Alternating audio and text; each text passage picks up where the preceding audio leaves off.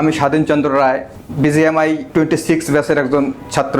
আমি এসেছি উত্তরের সীমান্তবর্তী জেলা নীলফামারী থেকে। তো আমি আজ থেকে 1.5 বছর আগে গার্মেন্টস ফ্যাক্টরিতে পদার্পণ করেছিলাম। এরপর কিছুদিন চাকরি করার পর আবার ব্যাক টু আমি গ্রামের বাসায় গিয়েছিলাম। দীর্ঘ সময় আফটার লং টাইম আবার আমি এই পেশায় নিয়োজিত হতে এসেছি।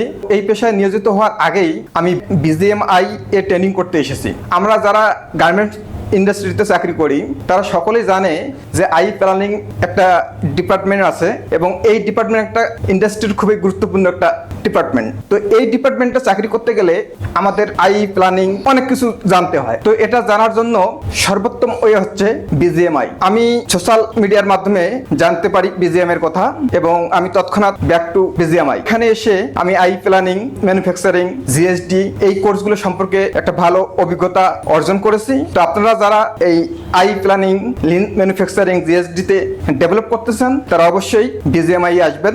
সকলকে আবার সালাম এবং আদাব, ধন্যবাদ।